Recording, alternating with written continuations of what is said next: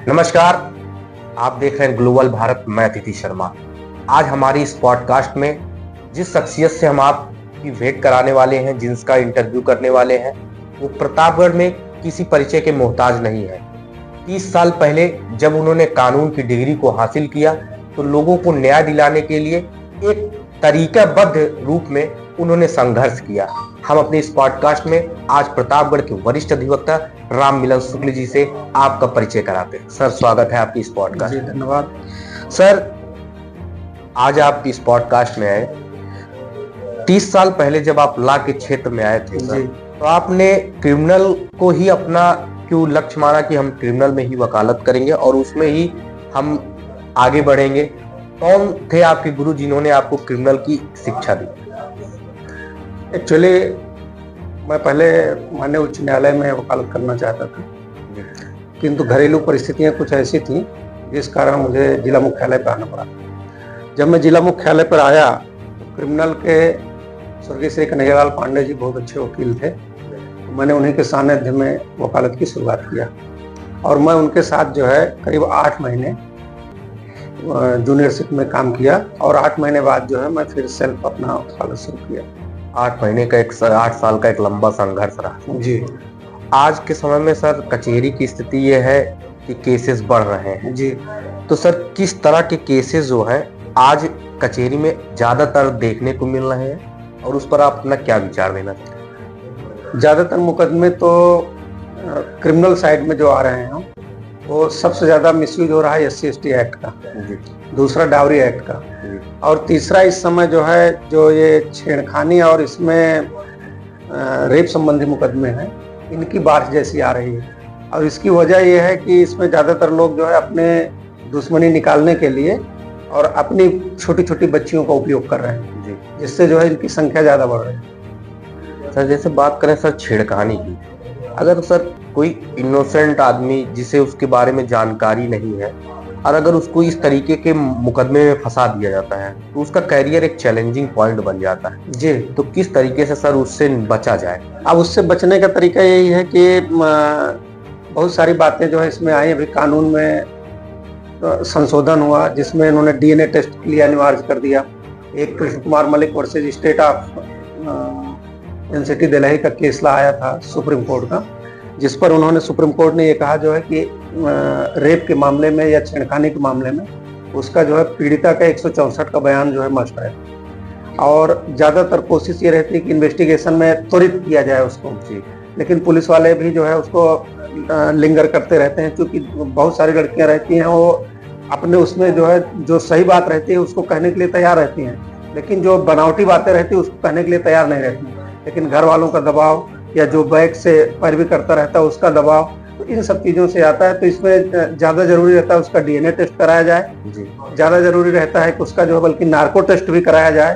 तो इससे भी जो है बहुत सारी जो है इसकी बचत हो सकती है। सर, बात करें अगर विवेचना की, तो क्या ऐसा होता है कि विवेचना में भी एक जो ईमानदार आदमी फंस गया है वो कहीं ना कहीं फंस जाता है? जी।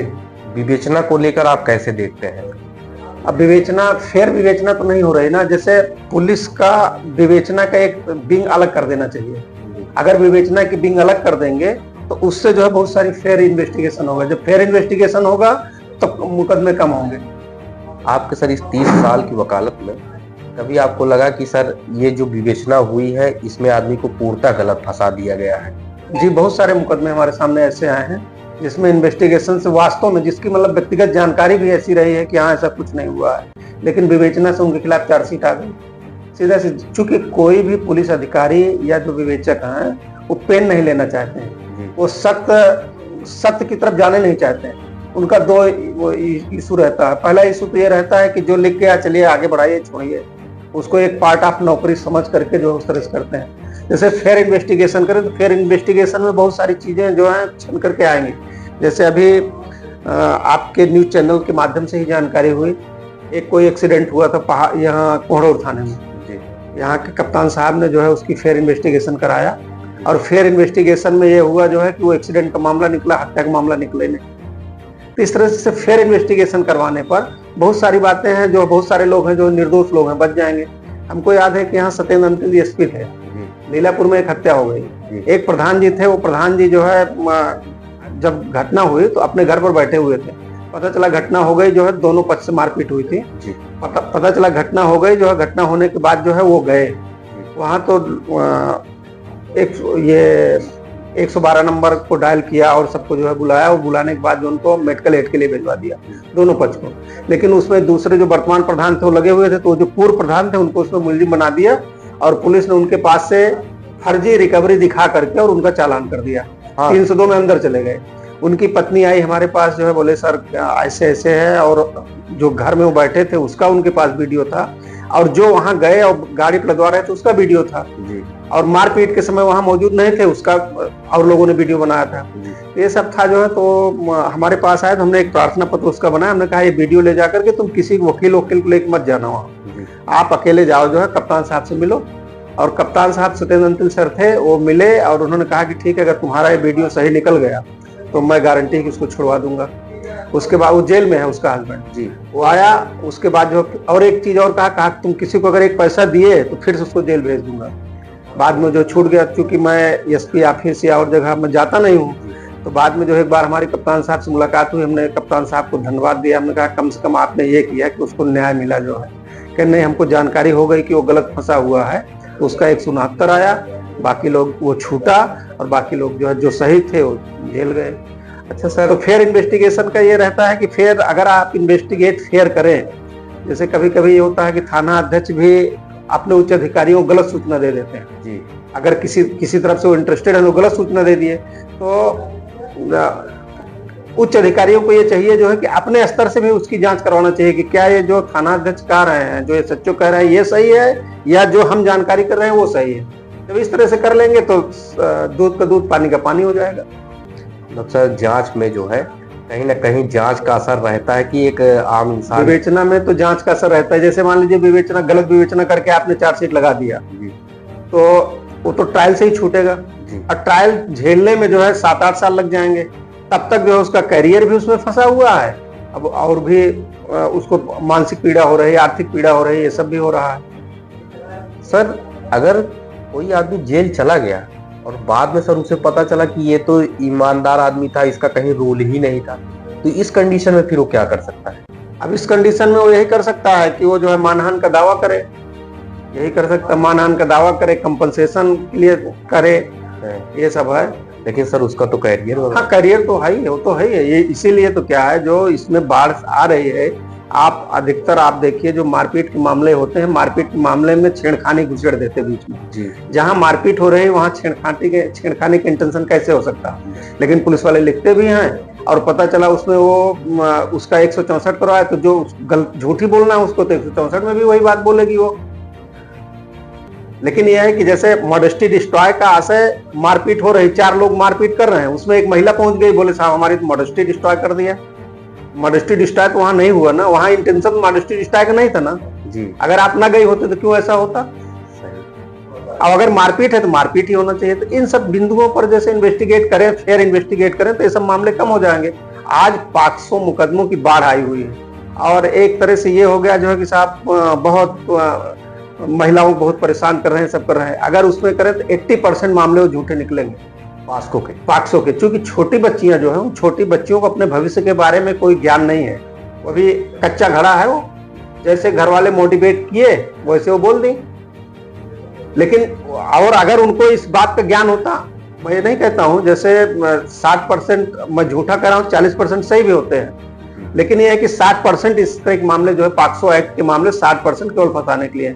कभी कभी ये होता है जो है कि प्रतापगढ़ में तो ये एक परंपरा चल रही है। एक जज साहब तो उन्होंने यही कहा कि मैं तो ये देख रहा हूँ यहाँ गेहूं के साथ घुन भी पीसा जाता है। जैसे अब 2 सगे भाई हैं, एक साथ छेड़खानी कैसे करेंगे?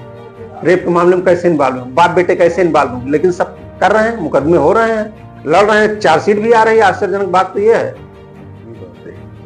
चार्जशीट भी लग जाती है जी। बिल्कुल, बाप बेटों के खिलाफ चार्जशीट आई, भाई भाई के खिलाफ चार्जशीट आई है।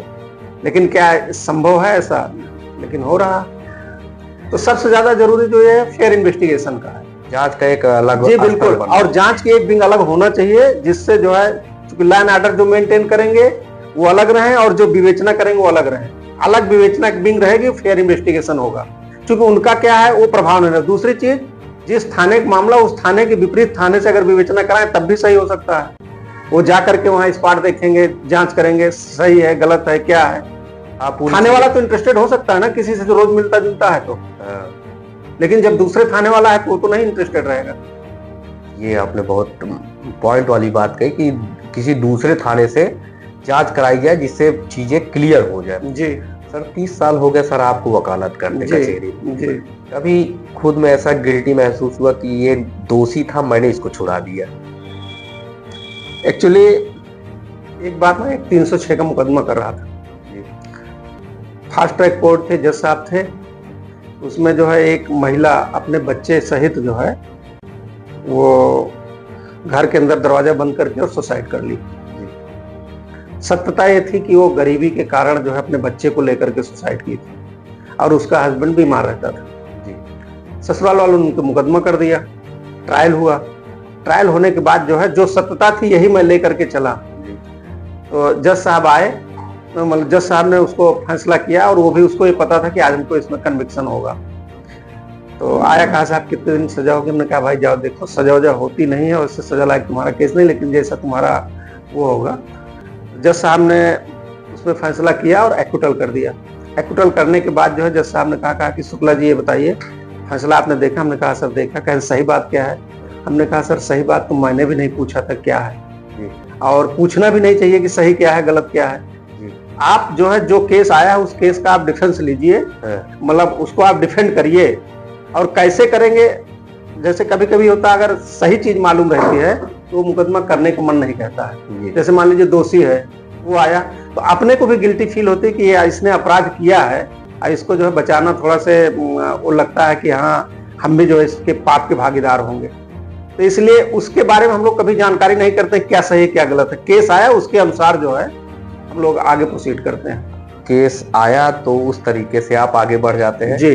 कभी ऐसा हुआ सर कोई अपराधी स्वयं आपसे आके बता दिया हो कि सर हमने अपराध कर दिया है और ये बहुत बड़ी गलती है? हाँ, हमारे वकालत में एक केस ऐसा भी आया था जी। उसने जो है अपने चचेरे भाई की हत्या किया था जी। जेठवाड़ा थाने का केस था। तो एक्चुअली वो नाबालिग था। जो वकील साहब पहले केस कर रहे थे वो नाबालिग का प्ली नहीं लिए थे। हमने हमारे पास मुकदमा है, हमने देखा होगा। तब तक हमको ये पता नहीं था कि इसने रियल में हत्या की है। तो उसने कहा जो है, कहा सर हमारा जो है ये मुकदमा आप कर दीजिए। तो हमने देखा होगा। हमने कहा तुम्हारा मुकदमा तो छूटने लायक था और कैसे जो तुम्हारी बेल यहाँ से रिजेक्ट हो गई और ट्रायल तुम्हारा चल रहा नहीं हुआ। तो उसने जो है कहा ठीक है साहब आप दीजिए, इतना पैसा हम देंगे, आप हमारा करवा दीजिए। हमने उसका जो है ट्रायल किया जी। और ट्रायल किया तो जो है फीस देने में मतलब वो फीस नहीं दिया जो हमारा तय था जी। तो उसने कहा सर आपके पास अगर कोई काम हो तो बताइए, जो हम काम कर देंगे। कि कौन सा काम भैया कर दोगे तुम? कहना कोई हत्या करना हो तो जो है। हमने कहा भैया सुनो, तुम अपनी फाइल ले जाओ, हम तुम्हारा मुकदमा नहीं करेंगे।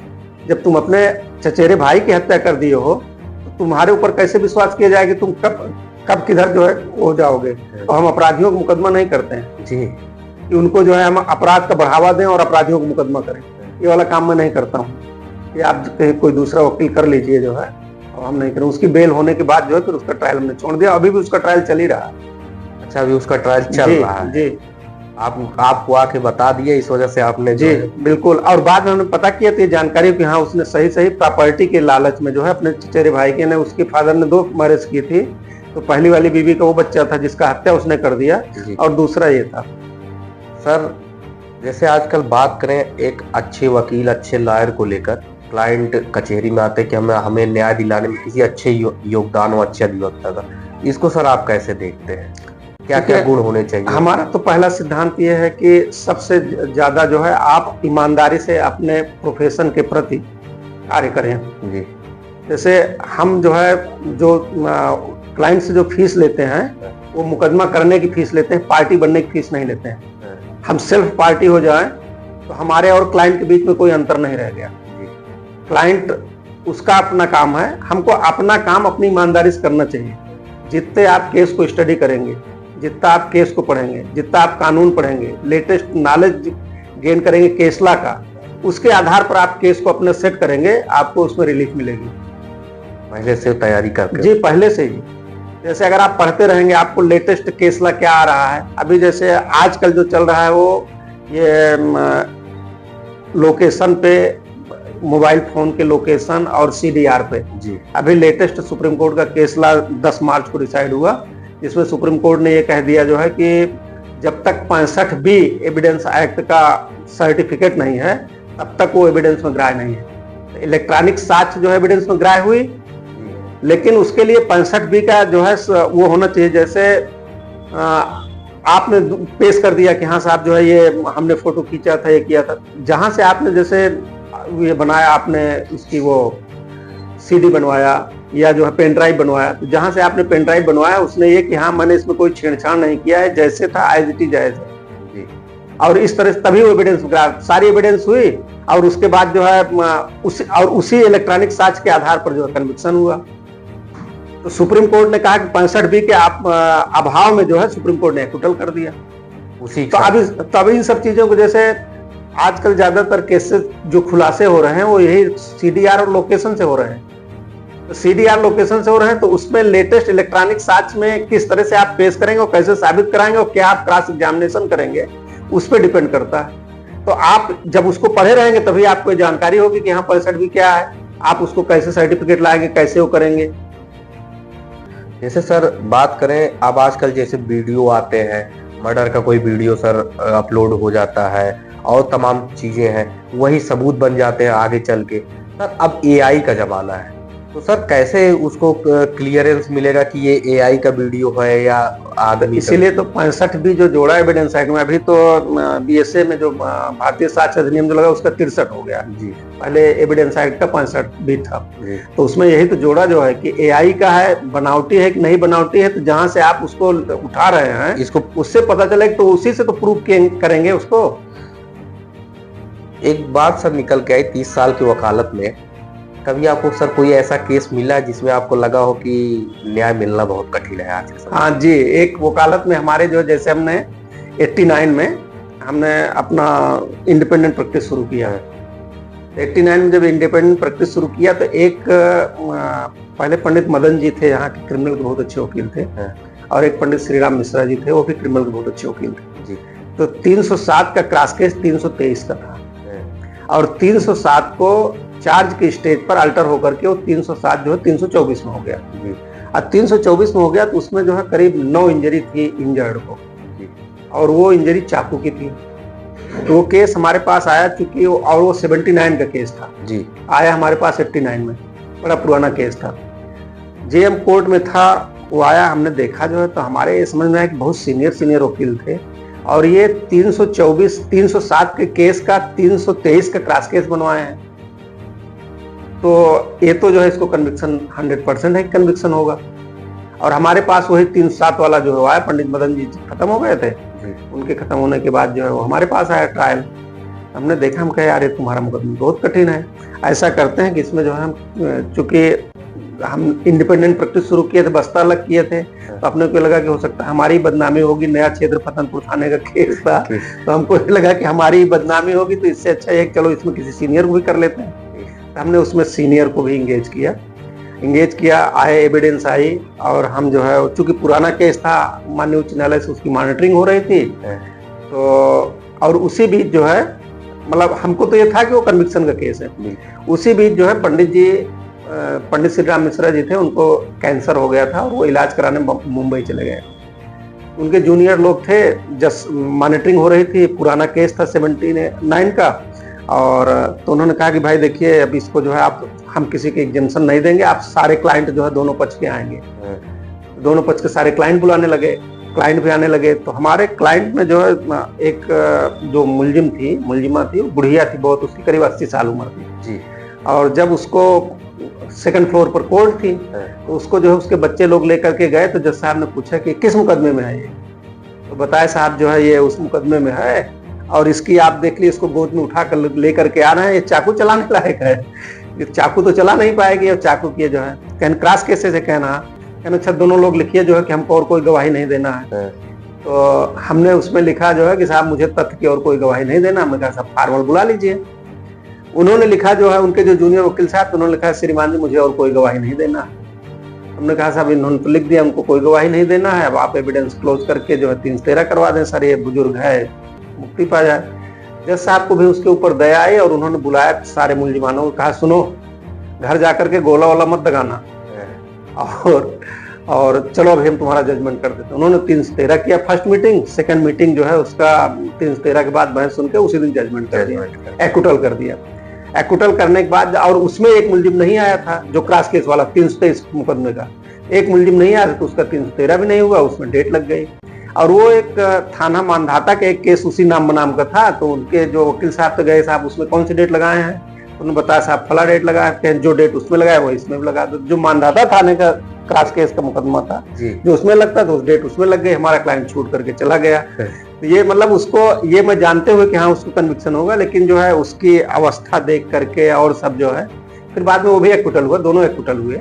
अच्छा हमने यहाँ तक कह दिया, हमने कहा अगर तुम्हारा उनका सुलह होता, तो उसने कहा सुलह के लिए साहब हमसे 1 बिस्सा जमीन मांग रहे हैं। हमने कहा दे दो जमीन, कितने की है जमीन, तो बोले साहब जमीन हम देने के लिए तैयार, हम कह रहे नहीं हम सुलह नहीं करेंगे।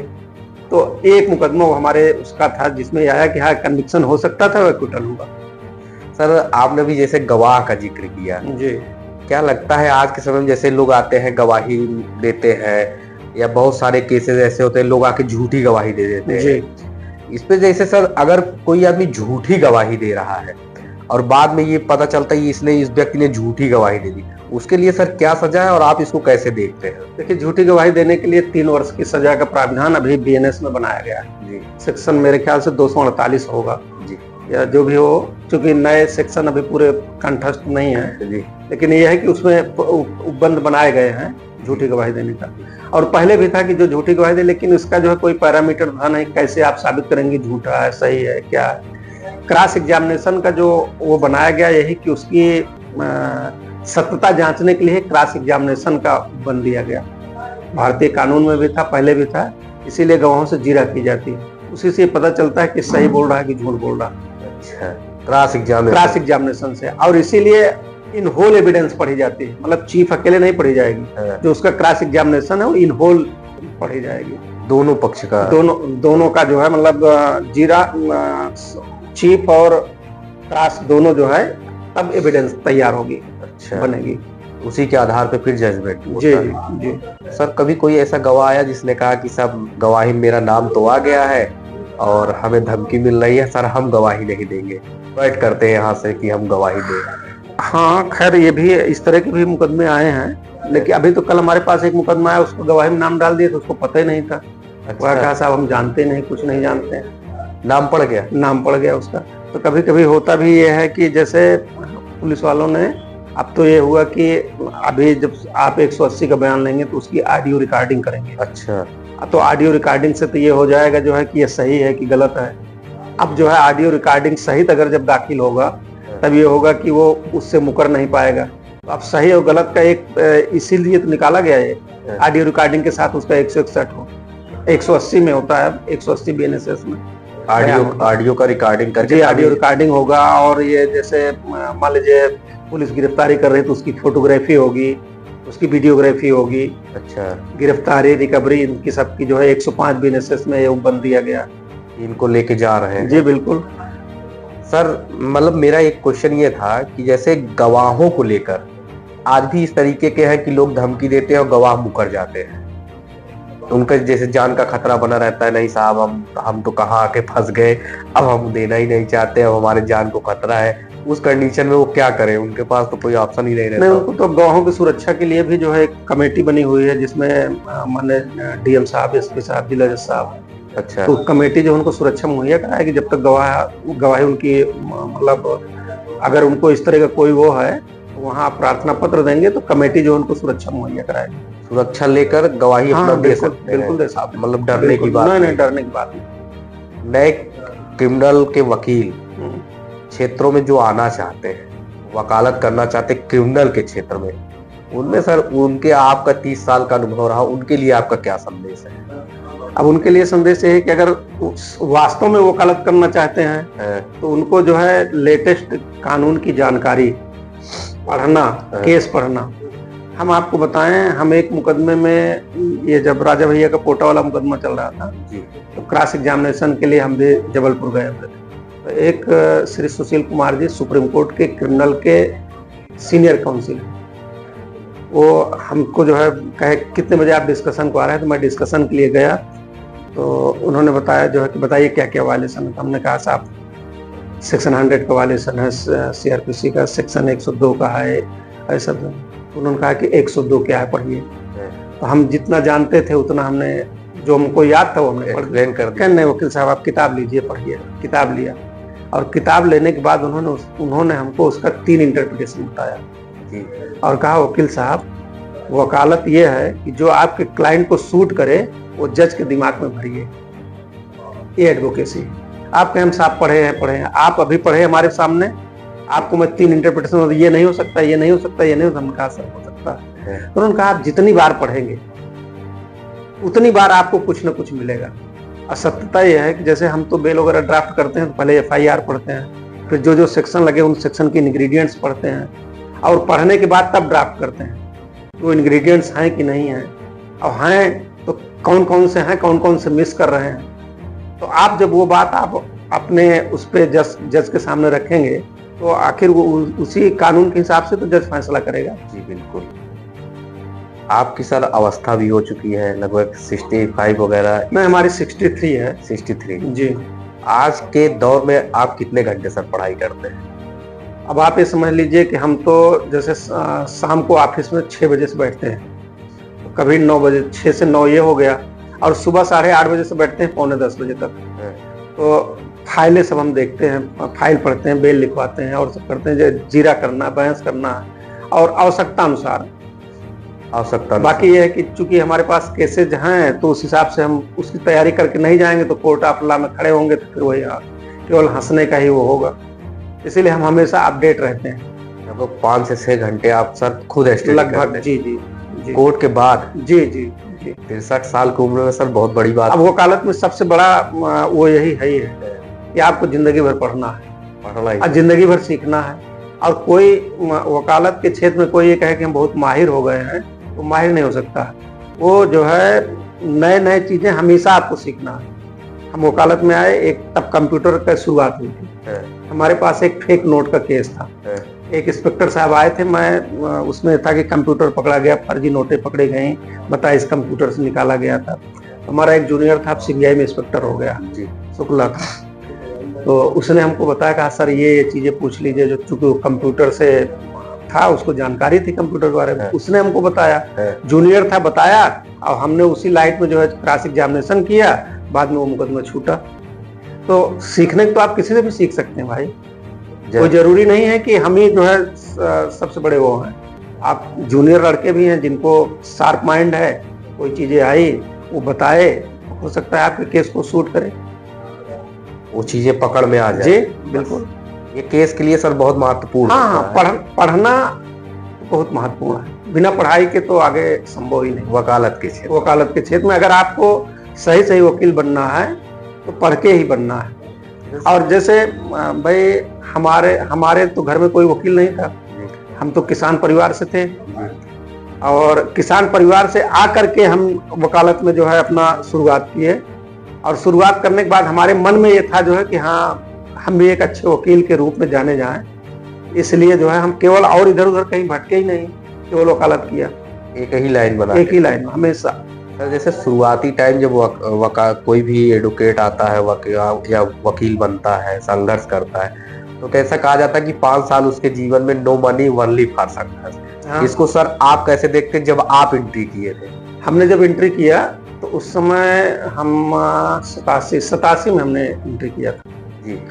87 में एंट्री किया वकालत में। तो उस समय फीस 10 रुपए थी, और सीनियर जो है 5 रुपए, मतलब बहुत सारे जूनियर रहते थे तो 5 रुपए हर जूनियर को देते थे, और वो भी चलते समय देते थे, शाम को जाते समय 5 रुपए।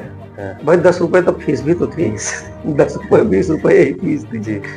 उसके बाद जो है, लेकिन होता ये था कि जैसे हम जब वकालत की शुरुआत में आए तो प्रैक्टिस करने के सीनियर का चेंबर में हम सुबह अटेंड करते थे जी। पहले हमने सीनियर से पूछा सर आप शाम को, कहने यार शाम को नहीं, सुबह जो है आप आया करो। तो मैं सुबह जो है 8:30 8 बजे खाना वाना बना खा करके और चेंबर में चला जाता था। तो 9 बजे से वो बेल, मतलब जब 8:30 तक वहाँ पहुँचते थे तो बेल लिखवाना या जो भी करना, और क्लाइंट लोग वहाँ आते थे तो क्लाइंट से भी मुलाकात होती थी। तो उसका सबका बेनिफिट हमको ये मिला जो है कि हम जैसे जो सीनियर 5 रुपए देते थे हम उस पर डिपेंड नहीं रहते थे। हम अपना काम करके भी जो है, जैसे किसी भी आप क्लाइंट का कोई काम करेंगे तो भले वो सीनियर को फीस दिया है तो जूनियर को कुछ ना कुछ वो दे के ही जाता था जब उसका काम करते थे। और काम अगर आप लगन और ईमानदारी से करेंगे तो निश्चित कुछ ना कुछ मिलेगा। तो हमको तो मतलब इसी तरह से किया। और हमारे यहाँ ये हो गया कि जब मैं उस बस्ते पर था तो क्लाइंट आते थे, कहते थे गुरु जी या तो आप चलिए या तो शुक्ला जी को भेजिए। तो वकालत में भी जो है मतलब हम आए तो मतलब वो लगा कि क्लाइंट जो आते थे कहते थे आप शुक्ला जी को भेजिए, तो हम जाते थे, तारीख करवाना हो, 244 करवाना, 202 करवाना हो, कंप्लेन करना और जो भी था सारा काम करते थे। तो जितने आप उसमें काम के लिए थोड़ा से एकाग्र होकर के करेंगे तो आपको सफलता मिलेगी, आगे जाएंगे आप। एकाग्रता जरूरी है, एकाग्रता जरूरी है, धैर्य जरूरी है। क्योंकि जैसे अगर आप आए वकालत में तो सोचिए कि आपके तुरंत को जो है आप तोड़ने लगे तो तोड़ने में आप ज्यादा से ज्यादा एक दो चार केस में, लेकिन अगर आप धैर्य से वो काम करेंगे तो निश्चित तौर पर आपको सफलता मिलेगी। सर जैसे अभी आपने एक जिक्र इसी में आपने पहले किया था कि सर मेरा एक जूनियर था, उसको कंप्यूटर की अच्छी जानकारी थी। तो अब तो सर सिस्टम भी हाईटेक हो गया है, लोग ज्यादातर मोबाइल पे एक्टिव रहते हैं या एआई के माध्यम से ड्राफ्टिंग करते हैं। सर ये आज के जैसे जो सीनियर है वकील है इनके लिए सर कितना चुनौतीपूर्ण है ये? देखिए एआई वाले जो है बहुत सक्सेस नहीं रहेंगे। सक्सेस इसलिए नहीं रहेंगे, अभी सुप्रीम कोर्ट में एक हुआ जो है तो जज साहब सामने पिटीशन गई तो उन्होंने मतलब तुरंत उसको कैच किया कि एआई से आपने इसको ड्राफ्ट किया है, और वकील साहब को बहुत डांटा कि ये यहाँ नहीं चलेगा जो है आप उसमें। और तो फैक्ट और वो जो है आप एआई से नहीं सीख पाएंगे भाई, हर केस का तो अलग अलग वो रहता है ना।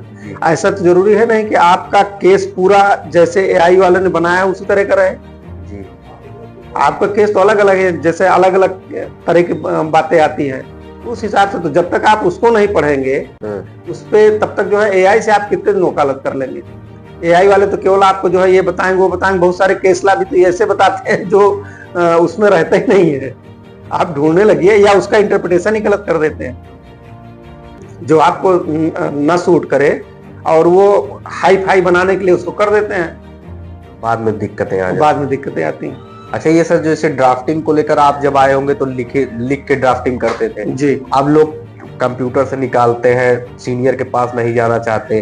तो इसको लेकर आप कैसे देखते हैं कि कहीं ना कहीं दिक्कतें ये लास्ट टाइम जो जजमेंट का समय आता है तो वो चीजें आ जाती होंगी? तो आप तो जाती हैं। आपको मैं बताऊं जो है एक इंद्रमणि शुक्ला यहाँ वकील साहब थे, तो उनको एग्जिबिट और ये नहीं पता था कि एग्जिबिट क्या है जी। वो जो है जब बेल ड्राफ्ट करते थे तो अनेक्जर और एग्जिबिट में जो है अनेक्जर इन्हें संलग्नक हो गया जी, कि जो आप संलग्न कर रहे हैं तो उसको एक प्रदर्शकार संलग्न कर रहे हैं, एग्जिबिट संलग्न कर रहे हैं इस तरह से। और एक यहाँ कंप्यूटर में थे वही जिला पंचायत वाले रोड पर, उस जा करके उन्हें दे आते थे, वही ड्राफ्ट कर देते थे, वही वो बेल डाल देते थे। ये चीजें दिक्कत तो ये सब दिक्कत होगी भाई। जो चीज आप पढ़े रहेंगे, बहुत सारे जजेज इस तरह से रहते हैं कि आप बताइए किस उसमें लिखे हैं और क्या लिखे हैं। जो आप आर्गू कर रहे हैं अगर आपने उसमें ड्राफ्ट नहीं किया तो आर्गू आप कैसे करेंगे?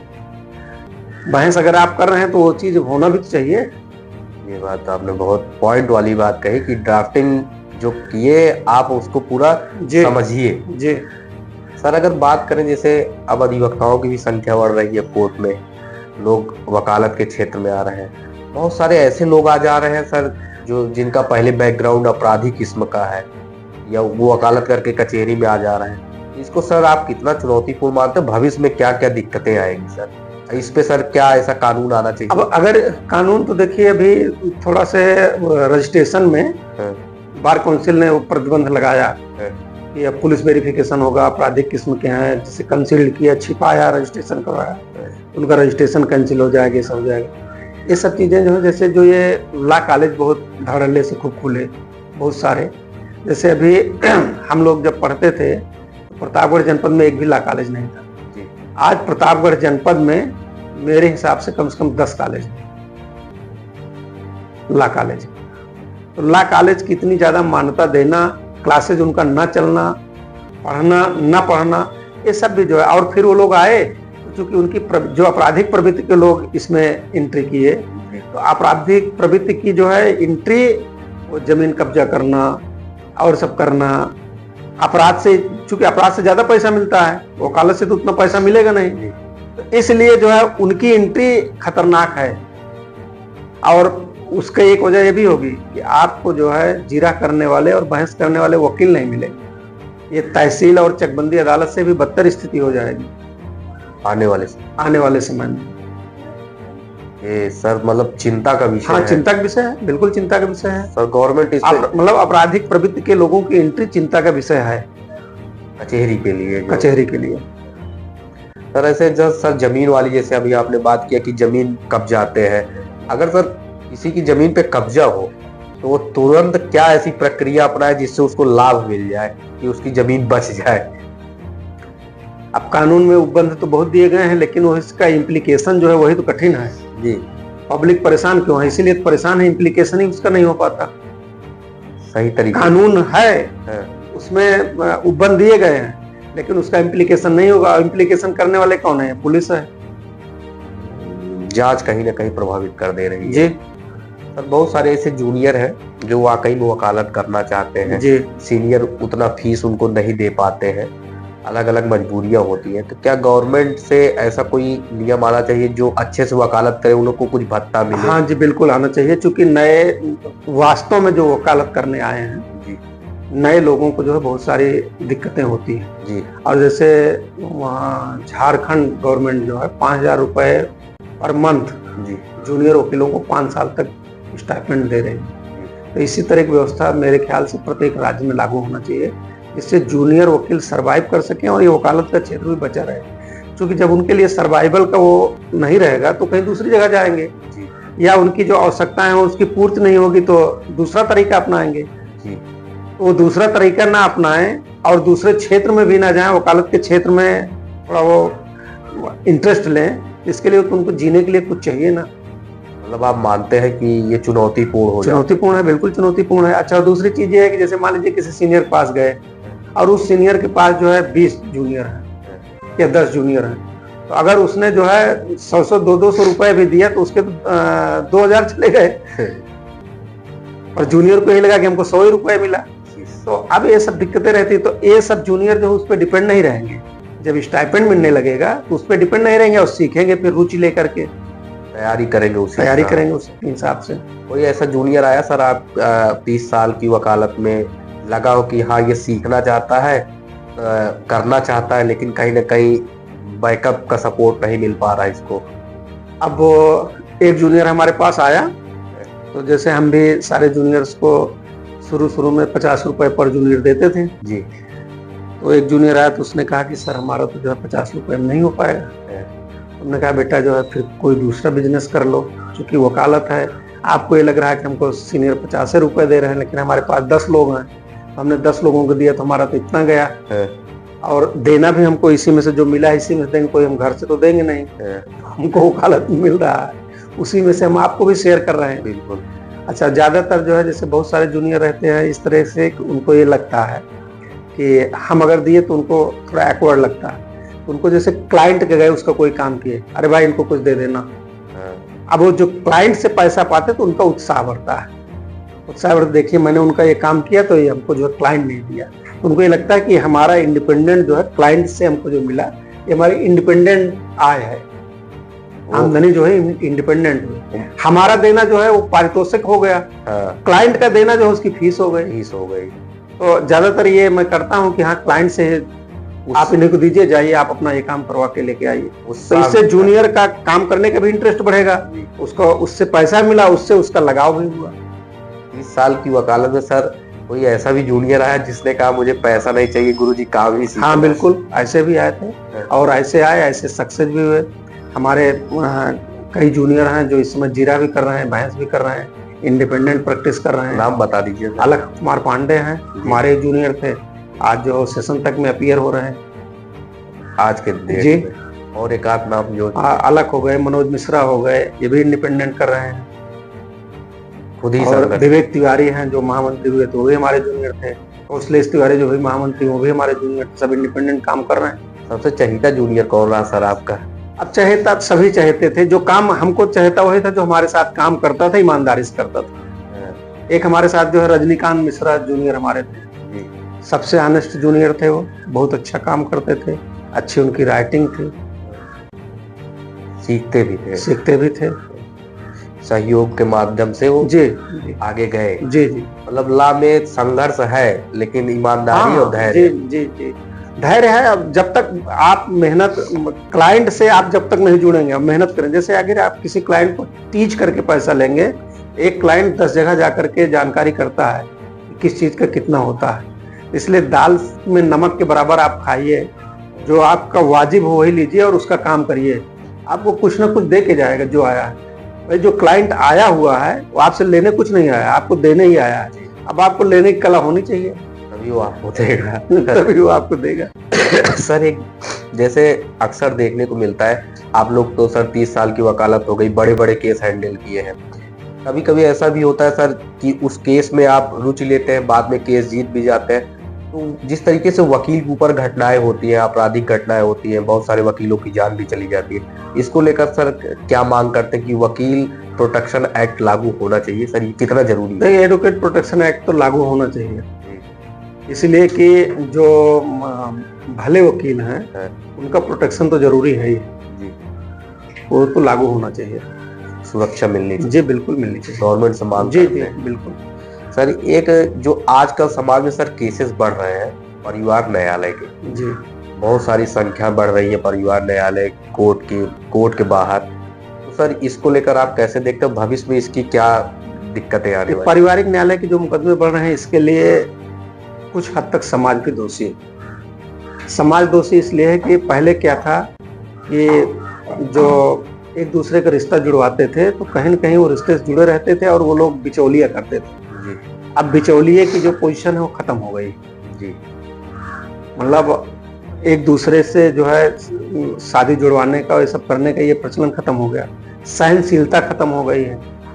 अभी हमारे पास एक जो है मुकदमा आया एक दिन, 498 का मुकदमा। कहा साहब हमारा जो है FIR दर्ज करवा दीजिए। हमने कहा किस बात के लिए? कहे हमारे हस्बैंड जो है शराब पी करके बहुत मारते पीटते हैं। एक बच्चा भी उनको था और उनके ससुर जो SDM थे और SDM साहब को केवल एक ही बेटा था, तिवारी थे जी, सुल्तानपुर के रहने वाले थे। तो हमने कहा आपके सास ससुर क्या कहते हैं? कहे बेटा जो है चाहे ये कुछ करे चाहे न करे, हम जो भी प्रॉपर्टी है सब हम तुम्हारे नाती के नाम अपना वसीयत कर देंगे। हमने कहा कि आज आप आए हुए FIR दर्ज करवाने, हस्बैंड खिलाफ FIR दर्ज करवाएगा, उसके माँ बाप हैं कल SDM वो छुड़वाएंगे उसको, तो तुम्हारा जो है जो सास ससुर संबंध वो भी खत्म हो जाएगा। तुम जाकर के थोड़ा से बर्दाश्त करके और सास ससुर को प्रोटेक्शन लेकर के जो उससे आप संघर्ष करो। हमने मुकदमा नहीं किया, वो गई और अभी वहां रह रही है। तो कुछ जो है ये सब चीजें, जैसे एक मुकदमा हमारे पास आया, 2 बच्चे हैं, वो मोबाइल पे व्हाट्सएप पे बात करते हैं और दोनों अलग अलग रह रहे हैं। अब बच्चे दोनों इलाहाबाद में पढ़ रहे हैं। वो लिखती है व्हाट्सएप पे जो है कि प्लीज फीस जमा कर दो बच्चों की, और ये अपने अकाउंट से बच्चों के अकाउंट में वहाँ स्कूल अकाउंट फीस भी जमा कर दे रहे हैं। अरे हमने कहा तुम यार दोनों लोग मुकदमा लड़ रहे हो। तो ये सब चीजें, जैसे हम लोगों की भी जो भूमिका है, अगर इसमें बताएं कि हाँ सामाजिक रूप से, और जहां आपका वो जैसे जो समय बीत जाएगा तो वापस लौटेगा नहीं, बिल्कुल, तो सुलह समझौते का प्रयास ज्यादा करना चाहिए और फर्जी मुकदमेबाजी को बढ़ावा नहीं देना चाहिए। जैसे होता क्या है, अभी यहाँ से सुप्रीम कोर्ट तक 498 घरेलू हिंसा और 125 के मुकदमों में अब यहाँ से सुप्रीम कोर्ट तक गुहार लग रही है, सब फर्जी हो रहे हैं, सब फर्जी हो रहे हैं, सब फर्जी हो रहे हैं।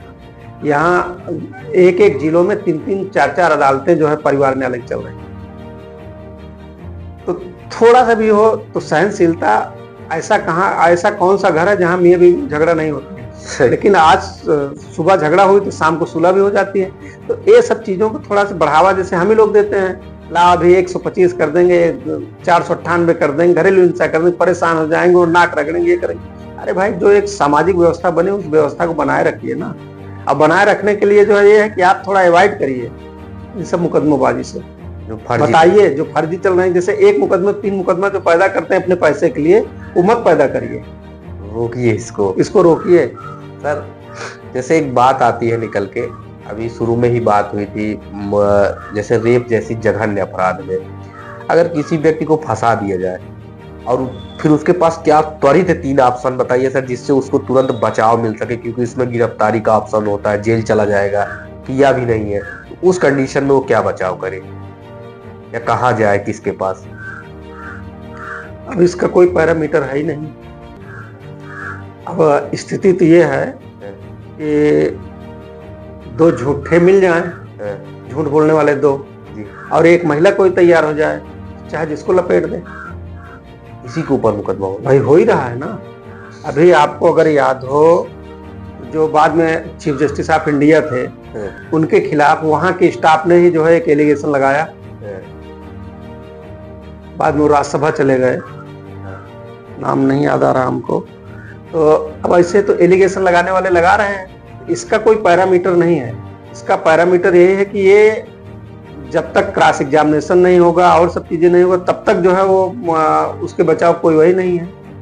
अभी तो एक मुकदमा हमारे पास ऐसा आया हुआ है, होली के दिन मारपीट हुई और उसका मुकदमा लिख उठा। मुकदमा लिखने के बाद जो है मुकदमा लिखा गया, तो उसमें हो गया कि अब तो जेल जाने की स्थिति है नहीं, इसमें जेल नहीं जाएगा, 7 ईयर्स तक की पनिशमेंट का होता। होली के 10-15 दिन बाद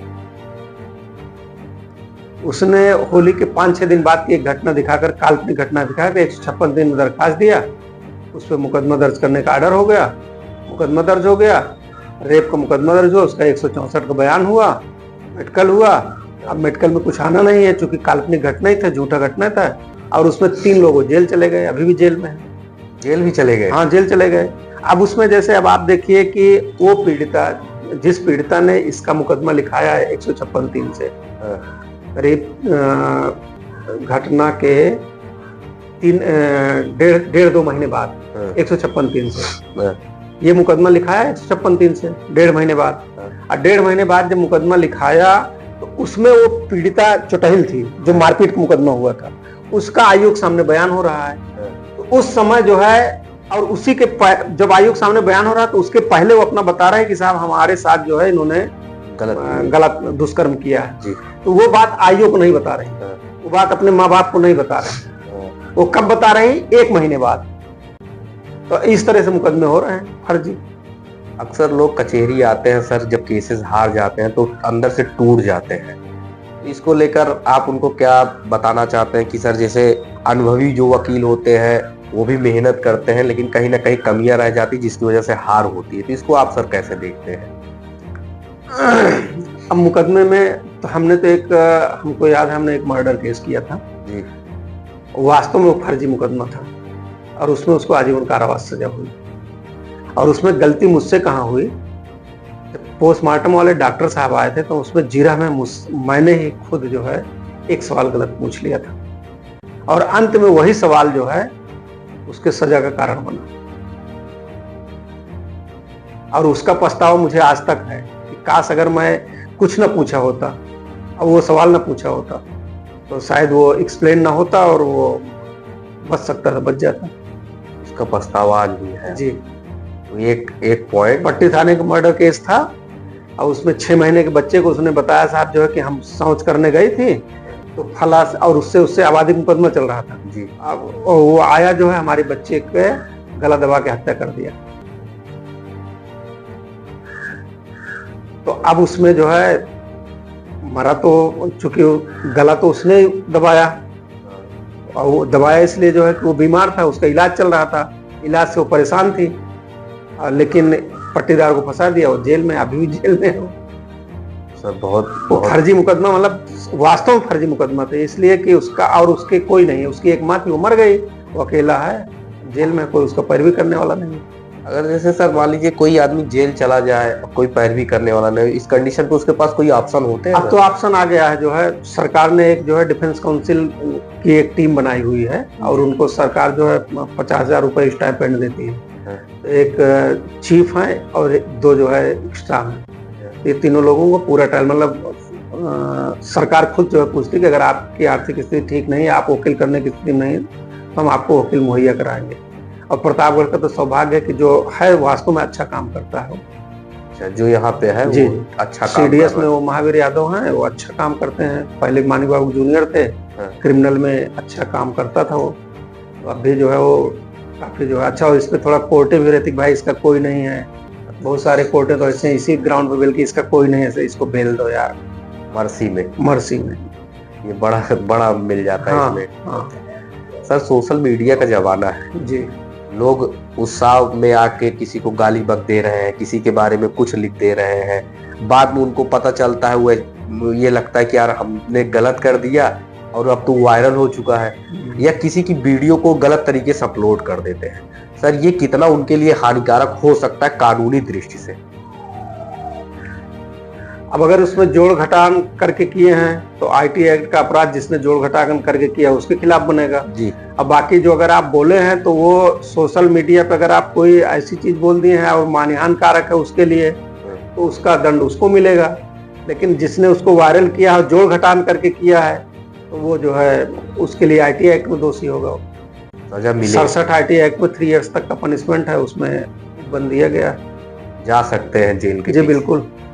सर, बड़ा अच्छा लगा सर आपसे एक मुकदमा तो जो है हमारे ख्याल से अभी डिसाइड नहीं हुआ कि डिसाइड हो गया। आईटी एक्ट का ऐसे आया जो है कि एक इसमें वायरल हुआ मोबाइल फोन पर। जी।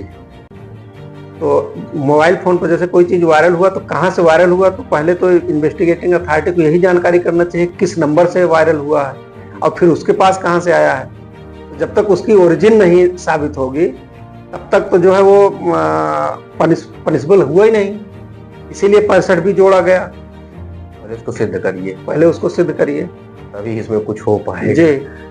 सर, एक आखिरी सवाल सर, अगर सर आपको अवसर मिले कोई 2 कानून आपके माध्यम से बनाए जाए या आपको अपने विचार देने का अवसर मिले तो किन 2 बिंदुओं पर सर आप ज्यादा फोर्स करेंगे? कि एक तो इन्वेस्टिगेशन पर और दूसरा जो फर्जी मुकदमे हो रहे हैं इस पर पूर्णतः बंद देने का। जी बिल्कुल, इस पर जो है रोक लगनी चाहिए। और इन्वेस्टिगेशन पे ये जो है कि इन्वेस्टिगेशन जिस थाने का अक्रेंस है उस थाने के विपरीत थाने से इन्वेस्टिगेशन उसका होना चाहिए, जांच कराई जाए। सर, आखिरी सवाल आपसे, खुश रहने के लिए सर आप क्या करते हैं? दिन भर कचहरी में रहते हैं, शाम को सर पढ़ाई करते हैं, चेंबर में रहते हैं। अब जैसे हम किसी मुकदमे को अपने ऊपर बोझ के तरीके से नहीं लेते हैं। हमने मुकदमा किया, उसी समय हम उसको भूल गए क्या किया। अच्छा। अगर उसको हम माइंड करते रहेंगे तो उसी में जो है फिर हम भी ब्लड प्रेशर के मरीज होंगे या उसके मरीज होंगे। और हम हैं जैसे मुकदमा किया बस मुकदमे तक, मुकदमा हो गया बस, जी। ठीक है। प्रयास ये करते हैं कि ईमानदारी से अपना काम करें बस। बिल्कुल सर। हमारे साथ आज प्रतापगढ़ के वरिष्ठ अधिवक्ता राम मिलन शुक्ल जी थे। हमने इनका पॉडकास्ट किया। आप बने रहिए, ग्लोबल भारत को देखते रहिए और अच्छे अधिवक्ता आए उनका हम पॉडकास्ट करें, इसको आप कमेंट में लिखकर बताइए। प्रतापगढ़ के अगले अधिवक्ता को आप कौन से अधिवक्ता को सुनना चाहते हैं? सर, बहुत बहुत धन्यवाद।